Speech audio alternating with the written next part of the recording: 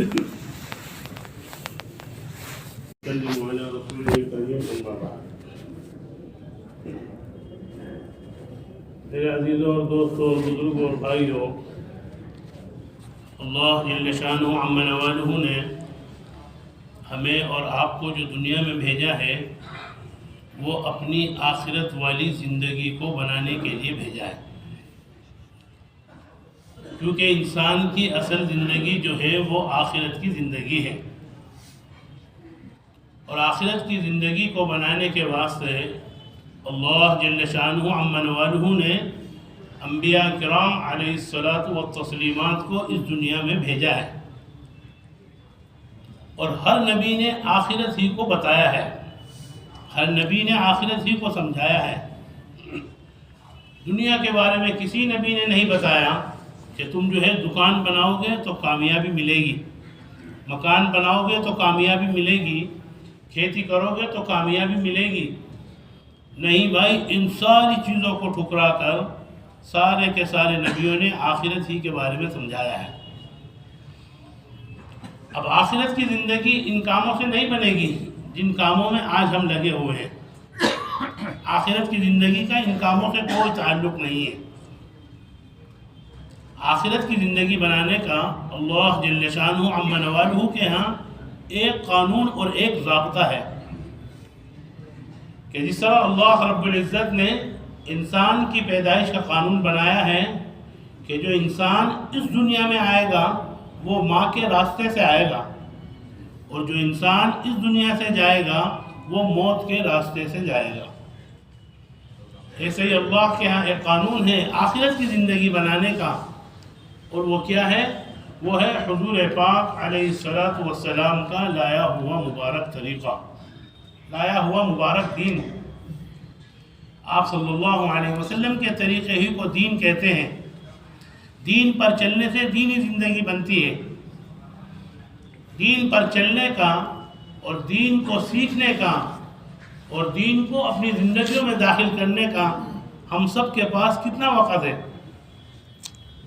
وہ ہے موت سے پہلے کا۔ میرے بھائیوں، موت کا کسی کو کچھ پتہ نہیں کہ موت کب، کہاں اور کس وقت آئے گی۔ اس موت نے نہ کسی نبی کو چھوڑا، اس موت نے نہ کسی ولی کو چھوڑا۔ آج بھی جنازے اٹھ رہے ہیں، ایک روز ہمیں بھی قبر کے گڑھے میں ڈال کر آ جائیں گے، پھر کوئی کسی کو نہیں پوچھتا۔ فرماتے ہیں کہ یہ دنیا کی زندگی یہ 60-70 سالہ زندگی ہے۔ کتنی؟ 60-70 سالہ زندگی ہے، اور اس زندگی کے لیے ہم کتنی محنت کرتے ہیں۔ اپنے بیوی بچوں کو چھوڑ دیتے ہیں، اپنے ماں باپ کو چھوڑ دیتے ہیں، عزیز و اقارب کو چھوڑ دیتے ہیں، یہاں تک کہ اپنے ملک کو بھی چھوڑ دیتے ہیں۔ کس کے خاطر؟ صرف دنیا کمانے کے خاطر۔ حالانکہ یہ دنیا کی زندگی 60-70 سالہ زندگی، اور اصل زندگی وہ آخرت کی زندگی ہے، وہ لامحدود زندگی ہے جو کبھی ختم ہونے والی نہیں ہے۔ تو اس زندگی کے لیے ہمیں کتنی محنت کرنی چاہیے؟ فرماتے ہیں کہ یہ دنیا کی زندگی یہ دار العمل ہے، اور آخرت کی زندگی وہ دار البقا ہے۔ دنیا دار الامتحان ہے، اور آخرت جو ہے وہ دار الجزا ہے۔ دنیا محنت کی جگہ ہے، اور آخرت جو ہے وہ بدلے کی جگہ ہے۔ آج محنت ہے، بدلہ نہیں، کل بدلہ ہوگا اور محنت نہیں ہوگی۔ حضور اکرم صلی اللہ علیہ وسلم کا ارشاد ہے کہ ان قریب میری امت پر ایک وقت، ایک زمانہ ایسا آئے گا کہ میری امت 5 چیزوں کو پسند کرے گی، اور 5 چیزوں کی وقت اس کے دل سے نکل جائے گی۔ کتنے؟ 5 چیزوں کو پسند کرے گی اور 5 چیزوں کی وقت اس کے دل سے نکل جائے گی۔ میری امت پسند کرے گی مخلوق کو اور بھول جائے گی اپنے خالق کو۔ میری امت پسند کرے گی دنیا کو اور بھول جائے گی آخرت کو۔ میری امت پسند کرے گی عورتوں کو اور بھول جائے گی حوروں کو۔ میری امت پسند کرے گی بڑے بڑے محلات کو، بڑی بڑی بلڈنگوں کو، اور بھول جائے گی اپنی قبروں کو۔ میری امت پسند کرے گی مالداروں کو، پیسوں والوں کو، عہدہ اور منصب والوں کو اور بھول جائے گی آخرت کے حساب کو۔ آج انسان اپنی زندگی کو بھولا ہوا ہے، آج انسان اپنی زندگی کو بھول کر اللہ کے حکموں کو توڑ کر اور نبی پاک صلی اللہ علیہ وسلم کے طریقے کو چھوڑ کر آج انسان شیطانی راستے کو اپنایا ہوا ہے۔ شیطان جو انسان کا سب سے بڑا دشمن ہے، آج انسان اسی کے راستے پر چل رہا ہے اور اسی کے پیچھے قدم بقدم بڑھایا جا رہا ہے۔ حالانکہ اللہ رب العزت کیا فرماتا ہے کہ میں نے انسان کو بڑے ہی خوبصورت انداز میں سانچا ہے اور ڈھالا ہے۔ اللہ رب العزت قسم کھا کر فرما رہے ہیں وَالْعَصْرِ إِنَّ الْإِنسَانَ لَفِي خُسْرٍ۔ قسم کھا کر کیا فرما رہے ہیں کہ قسم ہے زمانے کی کہ بے شک انسان بڑے خسارے میں ہیں۔ إِلَّا الَّذِينَ آمَنُوا، مگر وہ لوگ جو ایمان لائے اور انہوں نے نیک اعمال کیے اور ایک دوسرے کو حق کی تلقین کرتے رہے اور ایک دوسرے کو صبر کی تلقین کرتے رہے، سوائے ان لوگوں کے۔ تو اللہ رب العزت نے ہمیں اور آپ کو بھی ایک محنت والا کام مرحمت فرمایا، اور وہ کیا ہے؟ دین اور دین کی محنت۔ حضور اکرم صلی اللہ علیہ وسلم کا ارشاد ہے الدین یسر، دین بہت سہل اور بہت آسان ہے، کہ اتنا آسان ہے، اتنا آسان ہے ہر شخص اس کو کر سکتا ہے اور اپنی زندگی اس کے مطابق لا سکتا ہے۔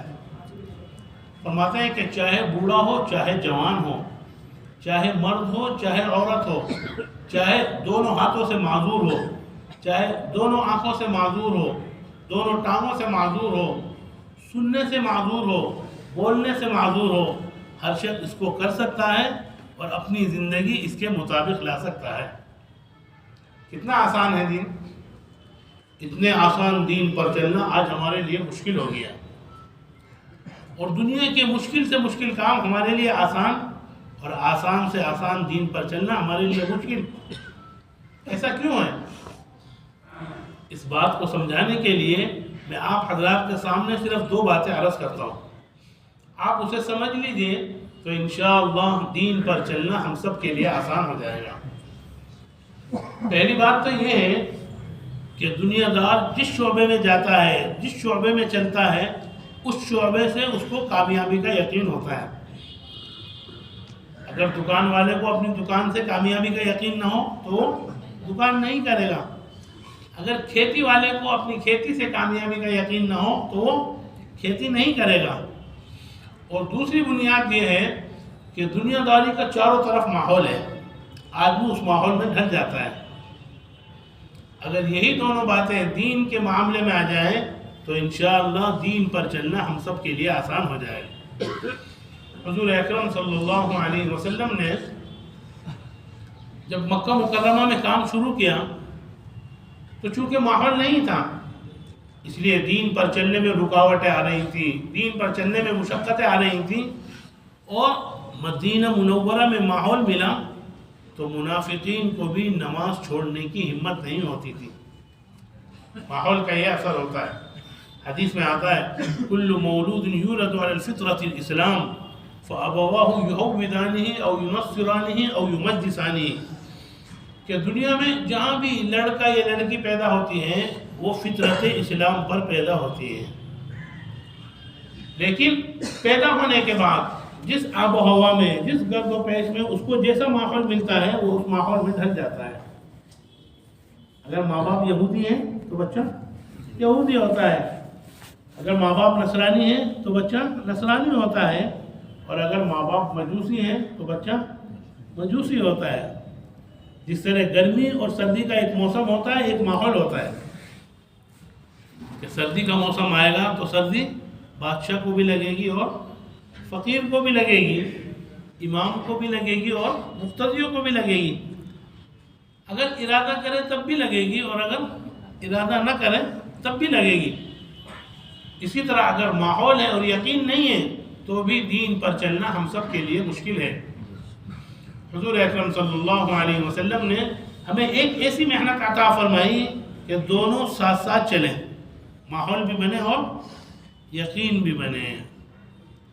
آج ہم اپنے یقین کا معاملہ صحیح کر لیں تو اللہ رب العزت ہمارے سارے کام غیب سے بنائیں گے، اور جو چیزیں ہمیں مشکل نظر آتی ہیں اللہ رب العزت اسے آسان کر دیں گے۔ آج مسلمان کا تعارف کراتا ہے، کیا کراتا ہے کہ یہ دکان والے ہیں، ارے یہ مکان والے ہیں، یہ عہدہ اور یہ منصب والے ہیں۔ اللہ ہم سب کو توفیق دے، ہم سب کو توفیق دے کہ ہم سب اللہ والے ہو جائیں، اللہ کی پسند اور بندے کی پسند ایک ہو جائے۔ صحابہ کرام رضوان اللہ تعالی علیہم اجمعین نے اللہ کی پسند کو اپنی پسند بنایا تو ان کے لیے جنت، دنیا ہی میں جنت کی رضا کا سرٹیفکیٹ تیار ہو گیا۔ میرے بھائیوں، دوستوں اور بزرگوں، کمی کوتاہی تو ہمارے اندر ہے۔ اللہ تعالیٰ تو اپنے بندوں پر اتنا مہربان ہے کہ اس کی مہربانیوں کی کسی سے کوئی مثال نہیں دی جا سکتی۔ حدیث میں آتا ہے من اقبل الی تلقیتہ من بعید، کہ جو میری طرف آیا میں بڑھ کر اس کا استقبال کرتا ہوں۔ ومن اعرض عنی ناجیتہ عن قریب، اور جو مجھ سے اعراض کرتا ہے تو میں پاس جا کر اس کو پکارتا ہوں۔ ان ذکرتنی ذکرتک، تو مجھے یاد کرتا ہے تو میں تجھے یاد کرتا ہوں۔ ان نسیتنی ذکرتک، تو مجھے بھول جاتا ہے میں پھر بھی تیرا پیچھا کرتا ہوں۔ تعرض عنی وانا مقبل الیک، کہ تو مجھ سے اعراض کرتا ہے میں پھر بھی تیرا پیچھا کرتا ہوں اور تجھے منانے کی کوشش کرتا ہوں۔ ابراہیم علیہ السلام کے ہاں ایک مہمان آیا، پوچھا مسلمان ہو؟ کہا نہیں۔ فرمایا یہاں سے چلے جاؤ۔ کون کہہ رہا ہے؟ حضرت ابراہیم علیہ السلام۔ ہمارے یہاں خدا سے بغاوت کرنے والوں کے لیے کوئی گنجائش نہیں ہے، چنانچہ وہ فوراً چلا گیا۔ اللہ رب العزت نے فوراً جبرائیل کو بھیجا اور کہلوایا کہ وہ میرا نافرمان بندہ تھا، میں اس کو 70 سال سے روزی عطا کرتا ہوں، اور آپ ہیں کہ ایک دن کی بھی ضیافت نہیں کر سکے۔ میرے بھائیو، دوست اور بزرگوں، جب ایک نافرمان بندے کے ساتھ اللہ رب العزت کا یہ معاملہ ہے تو جو مسلمان ہیں ان کے ساتھ اللہ رب العزت کا کیا معاملہ ہوگا۔ اسی طرح بنی اسرائیل میں ایک شخص تھا جو لوگوں سے کھوٹے سکے لیا کرتا تھا۔ کیا لیا کرتا تھا؟ کھوٹے کوئن ہوتے ہیں نا، وہ لیا کرتا تھا، اور اس کے بدلے میں سامان پورا دیا کرتا تھا۔ چنانچہ مشہور ہو گیا، لوگ دور دور سے آتے اور اپنے کھوٹے سکے لاتے اور کھوٹے سکے دے کر اس کے بدلے میں سامان پورا لے جاتے۔ جب اس کا انتقال ہوا، اللہ رب العزت کے سامنے حاضر ہوا۔ اللہ رب العزت نے پوچھا، ارے دنیا سے کیا لایا ہو؟ کہنے لگا کہ اللہ، تیری شان کے مناسب کوئی عمل نہیں کر سکا، تیری شان کے مناسب کوئی نیکی نہیں لا سکا۔ میرے بھائیو، دوستوں اور بزرگوں، انسان کتنا ہی اچھا سے اچھا عمل کرے، صدقہ خیرات کرے، نماز روزہ کرے، لیکن اللہ کی شان کے مناسب نہیں کر سکتا، کیونکہ اللہ کی شان بہت بڑی شان ہے۔ تو کیا کہا کہ اللہ تیری شان کے مناسب کوئی نیکی نہیں لا سکا، کوئی عمل نہیں کر سکا۔ ہم اگر ایک کام کرتا تھا، حالانکہ اللہ رب العزت تو عالم الغیب ہے، سب معلوم ہے، ہم اگر ایک کام کرتا تھا کہ تیرے بندوں سے کھوٹے سکے لیا کرتا تھا اور اس کے بدلے میں سامان پورا دیا کرتا تھا، اللہ رب العزت نے فرمایا کہ تو نے میرے بندوں سے کھوٹے سکے لیے، جا ہم بھی تیرے کھوٹے اعمال قبول کرتے ہیں۔ اس کے بعد اس کو جنت میں داخل کر دیا گیا۔ قرآن کہتا ہے فَمَنْ زُحْزِحَ عَنِ النَّارِ وَأُدْخِلَ الْجَنَّةَ فَقَدْ فَازَ، کہ کامیاب ہے وہ شخص جو جہنم سے بچا لیا گیا اور جنت میں داخل کر دیا گیا۔ میرے بھائیو، دوستوں اور بزرگوں، یہ دعوت والا عمل بھی ایسا ہی ہے کہ جتنا ہم دوسروں کو جنت کی طرف لے جانے کی فکر کریں گے، اللہ جل شانہ عمن والو اپنے فضل و کرم سے اس فکر کرنے والے کو بھی جنت کی طرف لے کر چلے جائیں گے۔ کیوں؟ کیونکہ یہ دعوت والا کام جو ہے یہ عالمی کام ہے، اس لیے ہمیں فکر کہیں کی کرنی ہے؟ پورے عالم کی کرنی ہے۔ دعوت کے کام کی فکر ہمیں عالمی رکھنی ہے، لیکن ابتدا ہمیں کہاں سے کرنی ہے؟ جی فرماتے ہیں کہ ابتدا اپنے گھروں سے کرنی ہے۔ اگر کوئی آدمی خود عمل نہ کرے اور دوسروں کو نصیحت دیں تو لوگ کیا کہیں گے؟ ارے خود تو عمل نہیں کرتے، دوسروں کو آئے کرنے کے لیے۔ اللہ رب العزت کیا فرماتا ہے؟ یا ایھا الذین آمنوا قوا انفسکم واہلیکم نارا وقودها الناس والحجارہ، اے ایمان والو اپنے آپ کو اور اپنے اہل و عیال کو اس آگ سے، اس ایندھن سے بچاؤ جس کا ایندھن انسان اور پتھر ہے۔ حدیث میں آتا ہے کلکم راع وکلکم مسئول عن رعیتہ، کہ ہر شخص نگراں ہے، ہر شخص سے اس کے ماتحتوں کے بارے میں سوال کیا جائے گا۔ اگر حاکم ہے تو حکومت کے بارے میں سوال ہوگا، تاجر ہے تجارت کے بارے میں سوال ہوگا، استاد ہے شاگردوں کے بارے میں سوال ہوگا، ماں باپ سے اس کے اولاد کے متعلق سوال ہوگا۔ جس طرح اپنی اولاد کو سردی سے گرمی سے بچاؤ کا اہتمام کیا، اسی طرح اپنی اولاد کو جہنم سے آگ سے بچانے کا بھی انتظام کیا کہ نہیں کیا؟ یعنی کیا مطلب؟ یعنی اپنی اولاد کو نماز روزہ قرآن سکھایا کہ نہیں سکھایا؟ میرے بھائیو دوستو اور بزرگوں، زمانہ جاہلیت میں اہل عرب حضرات جو تھے ان کو اپنے عربی ہونے پر بڑا ہی ناز تھا۔ ارے سمجھ میں بھی آ رہا ہے نہیں؟ رنگ اور نسل کے مسائل، کالے گورے کو دیکھنا پسند نہیں کرتا اور گورے کالے کو دیکھنے کے لیے تیار نہیں، پھر قوموں کے بٹوارے، نسلوں کے بٹوارے، آخر میں سرکار دو عالم تاجدار مدینہ جناب محمد رسول اللہ صلی اللہ علیہ وسلم نے ان ساری چیزوں کو اپنے قدموں کے نیچے پامال کر دیا۔ آپ نے فرمایا کہ چاہے قریش ہو، چاہے انصار ہو، چاہے عربی ہو، چاہے عجمی ہو، چاہے کالا ہو، چاہے گورا ہو، چاہے مرد ہو، چاہے عورت ہو، سب کے لیے آپ نے ایک اعلان کر دیا، المؤمنون کرجل واحد ان اشتکا عینہ اشتکا کلہ وان اشتکا رأسہ اشتکا کلہ۔ آپ نے فرمایا کہ تمام مسلمان ایک فرد واحد کی طرح ہے، کہ اگر آنکھ بیمار ہے تو گویا پورا جسم بیمار ہے، اور اگر انگوٹھے میں کوئی تکلیف ہے گویا پورا جسم اس تکلیف کو محسوس کر رہا ہے۔ آج ہم حضور اکرم صلی اللہ علیہ وسلم کی تعلیمات سے ہٹ گئے ہیں اور ہم نے ہر طرح کے بت تراش لیے ہیں کہ یہ ہماری قوم کا ہے، یہ فلاں برادری کا ہے، وہ فلاں خاندان کا ہے۔ نہیں میرے بھائیو دوستو اور بزرگوں، ہمیں تو اس مبارک کام سے لگنا ہے جہاں پر حنفی بھی ہیں اور شافعی بھی ہیں، حنبلی بھی ہیں اور مالکی بھی ہیں، کالے بھی ہیں، گورے بھی ہیں، ہر رنگ ہر نسل کے لوگ کاندھے سے کاندھا ملا کر چل رہے ہیں اور کاندھے سے کاندھا ملا کر کھڑے ہیں اور دین کی دعوت دیتے ہیں اور لوگوں کو اللہ کی طرف بلاتے ہیں۔ اس لیے میرے بھائیو دوستو اور بزرگوں، ہمیں اپنی زندگی کو سنوارنا ہے اور یہی زندگی سنوارنے کا سنہرا موقع ہے کہ ہاتھ پیر کام کر رہے ہیں، آنکھ کھلی ہوئی ہے، سانس آ رہا ہے۔ جس دن آنکھ بند ہو جائے گی، ہاتھ پیر کام کرنے چھوڑ دیں گے، ایک سبحان اللہ کہنا بھی چاہے گا تو نہیں کہہ پائے گا۔ میرے بھائیو یہ تمام فضیلت اس امت کو اس لیے ہے کہ یہ امت جو ہے نبی کی نائب ہے، نبی والا کام اس امت کے ذمے ہے۔ بعض نبیوں نے اللہ سے اس امت کو مانگا، اللہ جل شانہ محمد والوں نے فرمایا کہ یہ تو محمد صلی اللہ علیہ وسلم کی امت ہے۔ یہاں تک کہ حضرت عیسیٰ علیہ نبینا علیہ السلام نے عرض کیا کہ اللہ اگر آپ نبی نہیں بناتے تو اس امت کا ایک ادنا سا امتی بنا دے۔ تو ہم نے اور آپ نے جیسا کہ سنا ہے کہ حضرت عیسیٰ علیہ نبینا علیہ السلام قیامت سے پہلے اس دنیا میں تشریف لائیں گے، لیکن وہ تابع ہوں گے شریعت محمدی کے۔ کس کے تابع ہوں گے؟ شریعت محمدی کے۔ اللہ تعالیٰ نے ہمیں بغیر مانگے اس امت میں پیدا فرمایا، اور یہ اس کا ضابطہ اور قانون ہے کہ جو نعمت کی شکر گزاری کرتا ہے، شکر گزاری کرنے پر اس کی نعمت کو بڑھا دیتے ہیں، اور جو نعمت کی ناشکری کرتا ہے، ناشکری کرنے پر اس کی نعمت کو چھین لیتے ہیں۔ اس لیے میرے بھائیوں اور دوستوں اور بزرگوں، ہماری فکریں، ہمارا ہر عمل نبی والی فکروں کی طرح ہو جائے، کہ جس طرح نبی کی فکر ہمیشہ امت کے لیے تھی کہ جب آپ کا آخری وقت تھا اس وقت آپ نے فرمایا کہ مجھ کو میری امت دکھا دو۔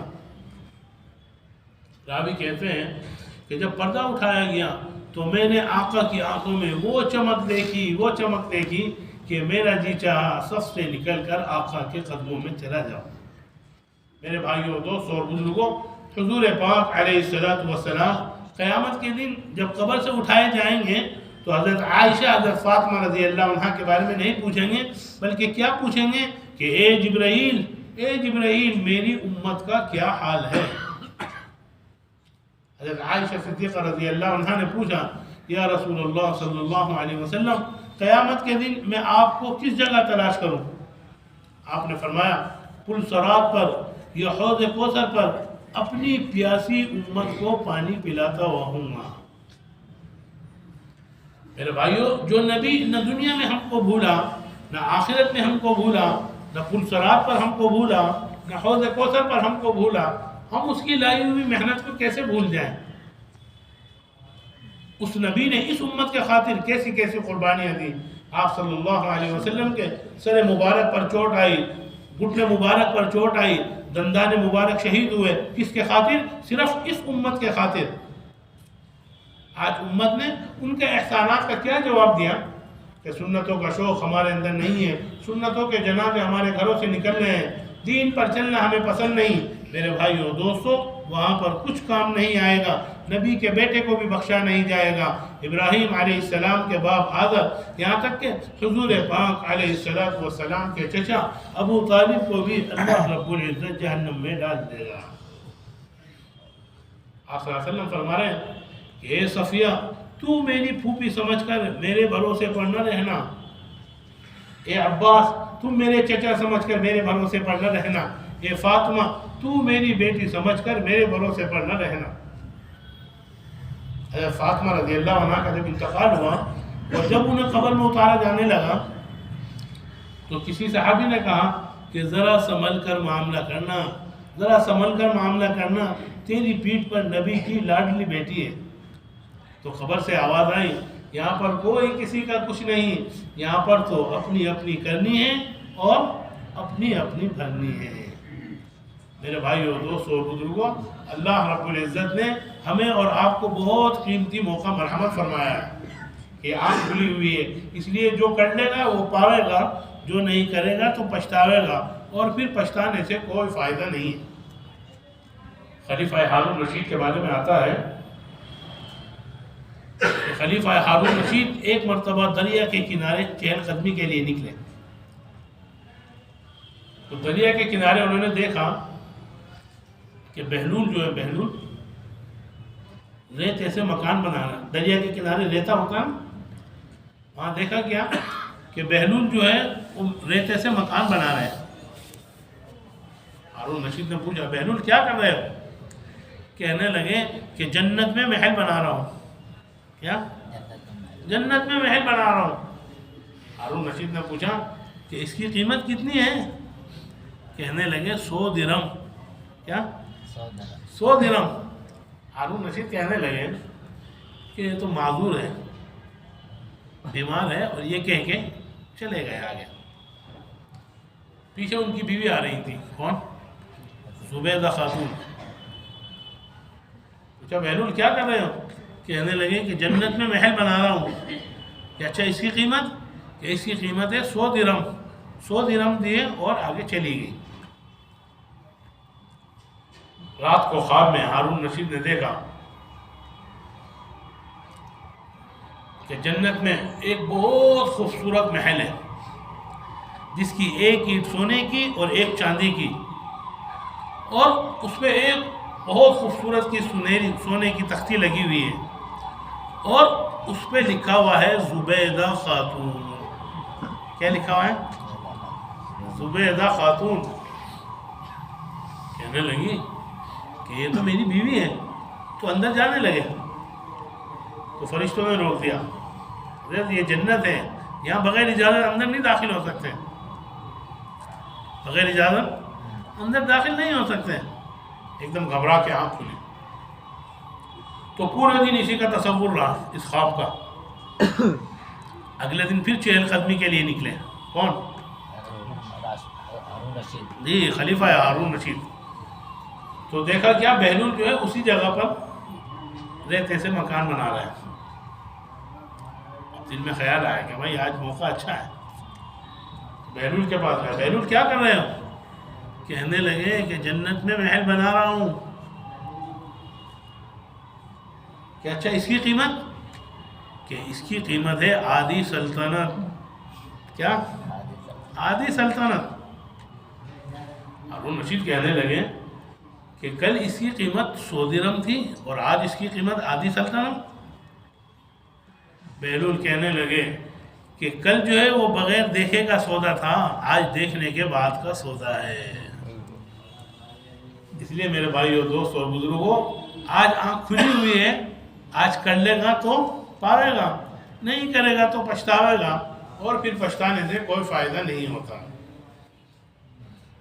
خلیفہ حضرت عمر رضی اللہ تعالیٰ عنہ کے زمانے میں ایک گویہ تھا جو گا کر اپنا خرچ پورا کرتا تھا. چنانچہ جب وہ بوڑھا ہو گیا تو آواز کی کشش ختم ہو گئی، تو فاقے سے زندگی گزرنے لگی. ایک دن جنت البقیع کی طرف گیا اور جھاڑیوں میں بیٹھ کے دعا کرنے لگا اور اپنی فریاد اپنے خدا سے کہنے لگا. کیا کہنے لگا؟ کہ یا اللہ، جب آواز اچھی تھی تو سب سنتے تھے، اب آواز اچھی نہیں رہی، کوئی نہیں سنتا، تو سب کی سنتا ہے. تجھے پتہ ہے کہ میں کمزور ہوں، تجھے پتہ ہے میں ضعیف ہوں، تیرا نافرمان ہوں، گناہوں سے دامن داغ ہے، پھر بھی تیرا بندہ ہوں، تیرا حبیب کا امتی ہوں، تو میری روزی روٹی کا انتظام کر دے. خلیفہ وقت حضرت عمر رضی اللہ تعالیٰ ننگے پیر دوڑے ہوئے چلے تو دیکھا کیا؟ جھاڑیوں کے بیچ میں ایک آدمی بیٹھا ہے اور اپنی فریاد اپنے خدا سے کہہ رہا ہے. جب اس کی نظر حضرت عمر پر پڑی تو وہاں سے بھاگنے لگا، کیونکہ اللہ رب العزت نے حضرت عمر کا بڑا رعب دیا تھا. حضرت عمر رضی اللہ تعالیٰ عنہ نے فرمایا کہ ٹھہرو، آیا نہیں ہوں بلکہ بھیجا گیا ہوں. کہنے لگا کس نے بھیجا؟ کہ جس کو پکار رہے تھے اس نے بھیجا ہے. اس نے آسمان کی طرف سر اٹھایا اور کہنے لگا کہ اللہ 70 سال تیری نافرمانی میں گزار دی، 70 سال تیری نافرمانی میں گزار دی، تجھے کبھی یاد نہ کیا، اور جب یاد کیا تو اپنے پیٹ کے لیے یاد کیا، تو نے پھر بھی میری آواز پر لبیک کہا. اس کے بعد ایسا رونا رویا کہ جان جو ہے وہی نکل گئی.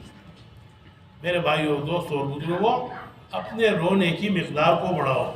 اللہ رب العزت کو اپنے بندے کا مانگنا اور رونا سب سے زیادہ پسند ہے. فرماتے ہیں کہ جب آسمان روتا ہے تو زمین گل و گلزار ہو جاتی ہے. بچہ جب روتا ہے جبھی ماں اس کی دودھ پلاتی ہے.